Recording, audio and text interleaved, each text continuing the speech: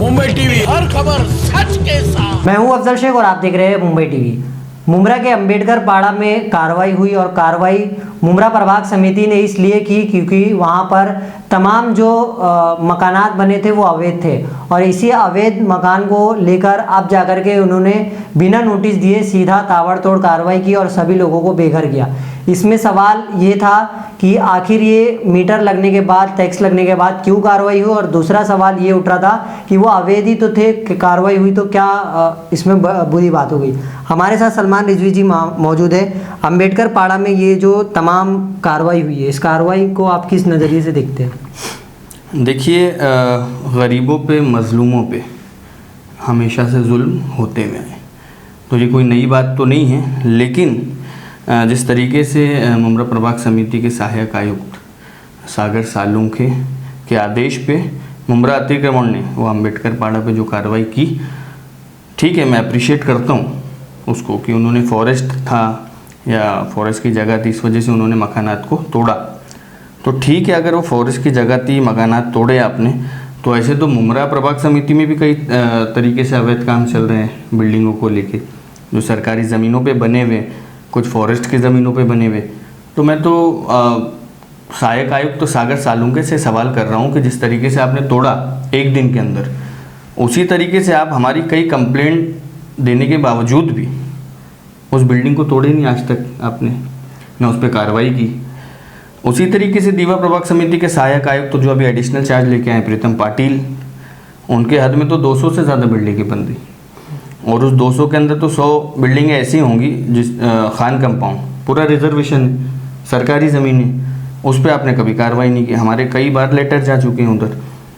अगर रही बात फॉरेस्ट की, तो फॉरेस्ट की जगह पे तो शिवली नगर का भी जो मेन रोड पे जो बिल्डिंगें बनी हैं शिवली नगर पे, वो भी फॉरेस्ट की जगह है। मैंने हाल ही की बात है कि 2 दिन पहले प्रीतम पाटिल सहायक आयुक्त तो दीवा प्रभाग समिति को लेटर दिया है कि जिस तरीके से शासकीय जगह पे शिवली नगर बना है, उसी तरीके से शिवली नगर के जस्ट सामने दोहा अपार्टमेंट था जिसको 2016 के अंदर संजीव जायसवाल साहब ने रोड वाइंडिंग के तौर पे तोड़ा था और उस बिल्डिंग के टेनेंट्स को माड़ा के अंदर शिफ्टिंग दी थी। तो मेरा सवाल है, हो सकता है मैं जाहिल हूँ, मैं कमिश्नर से सवाल कर रहा हूँ कि जिस जगह को आपने तोड़ा था और उस बिल्डिंग के टेनेंट्स को आपने माड़ा में शिफ्टिंग दी, तो वो जगह क्या बिल्डर के ताबे में होगी या नगर पालिका या शासन के ताबे में होगी? लीगली तौर पे तो शासन के ताबे में होगी। तो अगर वो शासन के ताबे में हो गई तो वहाँ पे इलीगल तरीके से जो बिल्डर है अवैध बांधकाम कैसे कर सकता है? अगर कर रहा है तो हम लोग अगर लेटर दे रहे हैं तो उस पर कार्रवाई होनी चाहिए कि नहीं होनी चाहिए? पहली चीज़। मेरा एक सवाल है कमिश्नर से कि 2016 के अंदर जो संजीव जायसवाल साहब ने रोड वाइंडिंग के नाम पे कई शॉप भी तोड़ा, होटल्स भी तोड़े, कई बिल्डिंग तोड़े और वो कार्रवाई अधूरी है अभी, क्योंकि जायसवाल साहब का ट्रांसफ़र हो गया, वो कार्रवाई अभी भी अधूरी, कई चीज़ें अभी तोड़ना और बाकी थी।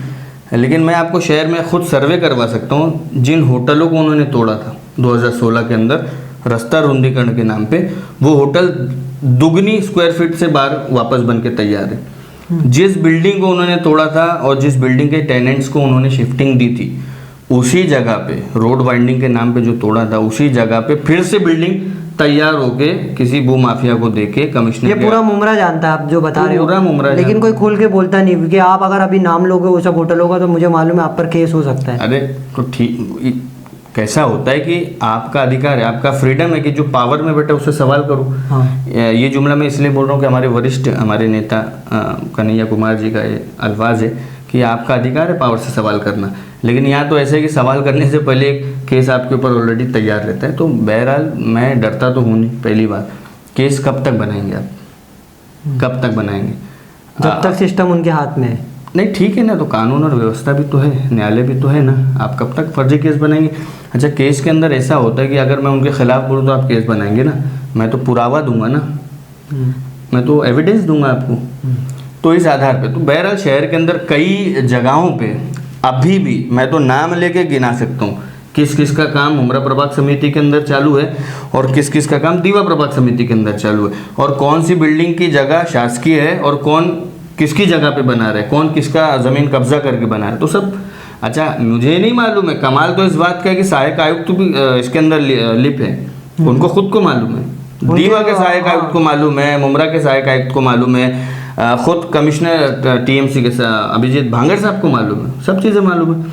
अच्छा, एक बीच के अंदर एक प्रकरण हुआ था कि वो महेश हेरे के नाम पे कुछ मामला हुए थे, जो कि इन्वेस्टिगेशन चालू है।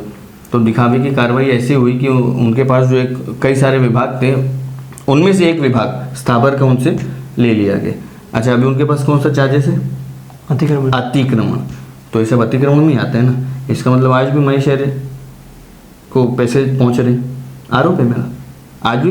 अरे उनके कलेक्टर्स हैं ना शहर के अंदर, हाँ, कई कलेक्टर्स उन्होंने पाल रखे। अच्छा, जब आप जाएंगे सहायक आयुक्त के पास इनकी किसी बिल्डिंग की कंप्लेंट्स देने ना, तो खुद डर जाते हो। आप बोले हमसे मत बात करिए, उधर बात करिए, सब काम उधर से हो रहा है। मतलब शहर के अंदर जितने भी काम हो रहे हैं सब थाने महानगर पालिका में बैठे हुए अतिक्रमण विभाग के जो इंचार्ज है उनके नेतृत्व में, उनके मार्गदर्शन में हो रहे हैं। मुमरा के सहायक आयुक्त है जो सागर सालुंके, और साथ ही साथ आपने दीवा का बोले जो अभी जल्द ही 4 संभाले हुए प्रीतम पाटिल, आपने खुला उन पर आरोप लगा दिए। वो तो नए नए, क्या मालूम समझने टाइम लग रहा हो। मैं कमिश्नर से अपील कर रहा हूँ कि आप एक जांच बैठाएं, जितने भी अतिक्रमण के इंचार्ज हैं जिसको लिपिक कहा जाता है, उनका मोबाइल लें और उनका मोबाइल चेक करें। अगर 200 बिल्डिंगें दीवा प्रभाग के अंदर बन रही ना, तो 200 बिल्डरों के नंबर उसके अंदर, उस अतिक्रमण विभाग का जो अधिकारी उसके मोबाइल के अंदर सेव है। फिर बड़ा दावा कर रहे हो। फिर आप कैसे कह रहे हैं कि उनको मालूम नहीं मालूम? क्या पता नया चार्ज संभालने के लिए उनको यहाँ लाने से पहले उनके पास लिस्ट पहुँच गई थी कि यहाँ इतनी बिल्डिंग, यहाँ अपना आदमी, यहाँ फलाने, यहाँ ढिमकाने। आपको जाके खाली सुबह जाके बैठना है 11 बजे और शाम में 6 बजे वापस घर पे आना है। इतना ही काम करना है, उससे ज़्यादा आपको काम नहीं करना है। सब मतलब सिस्टम है। जब मामला सब सेट होगा ना, तो आप कुछ कर भी नहीं सकते। मैं दावा कर रहा हूँ, आप लगाइए जांच, चेक करिए मोबाइल। अभी आप क्या करोगे? चलो वो सब, मैं तो सागर सालुंके से सवाल कर रहा हूँ कि कई लेटर देने के बाद आप टस से मस नहीं हुए। ये किसके आदेश अनुसार आपने अम्बेडकर पाड़ा के अंदर जो इतनी बड़ी पॉलिटिकल पार्टी के कार्यकर्ता हो, तो पॉलिटिकल लेवल पर क्या धरना, आंदोलन या प्रदर्शन को दिख? बहरहाल मैं तो कल कमिश्नर को लेटर दे ही रहा हूँ। हालांकि कमिश्नर को बार बार लेटर देने से वो तो मुझसे मिलना बंद कर दिए। जब नए साहब आए थे, अभिजीत भांगर साहब, स्टार्टिंग के 4 हफ्ते मैं तो डेली जाता। शॉल और बुके लेके जाइए ना, वो मिलेंगे जरूर। अरे वो शॉल और बुके का मसले से नहीं मिले। नहीं, मामला ऐसा था कि स्टार्टिंग में मिले, जब उनको मालूम पड़ने लगा कि ये तो शहर के भ्रष्टाचार और हमारे जो अधिकारी उनके खिलाफ ही आवाज़ उठाने लगे, तो मिलना भी बंद कर दी। अच्छा, तब से मिलना बंद कर दी। बहरहाल मेरा काम है उन तक पहुंचाना, आवाज़ पहुंचाना, और मैं अपना लेटर भी दूंगा, धरना प्रदर्शन आंदोलन करूंगा। उसके अलावा कोई पर्याय है भी नहीं। आप देखेंगे देश भी ऐसे ही नहीं आज़ाद हुआ था। गांधी जी ने, नेहरू जी ने कई सारे स्ट्रगल किए, कई आंदोलन किए, कई मार्च किए, उसके बाद देश आज़ाद हुआ। और रही बात इस्लाम की, इस्लाम भी ऐसे ही आज़ाद नहीं हुआ। कई खानवादों की शहादत देने के बाद इस्लाम आज़ाद हुआ। रसूल अल्लाह ने बड़ी कुर्बानियाँ दी। तो अगर मुमरा को हमको सेव करना है और बचाना है, तो थोड़ी बहुत कुर्बानी हमको देनी पड़ी और हम देने के लिए तैयार हैं। अब ये बहरहाल आगे वाला विषय है कि कैसे सलमान रिजवी ये तमाम भ्रष्टाचार और जो अवैध निर्माण काफ़ी ज़ोरों शोरों से बन रहा है, जो रिजर्व ज़मीन है वहाँ पर भी बड़े धड़ल्ले से अवैध निर्माण हो जा रहा है, तो उसके खिलाफ ये किस तरीके से अपनी लड़ाई को जारी रखते हैं और किस तरीके से इनका अगला कदम होता है। ऐसी तमाम अपडेट से जुड़े रहने के लिए सब्सक्राइब करें मुंबई टीवी। मैं अफजल शेख फिर हाजिर हूँ एक नई न्यूज़ के साथ।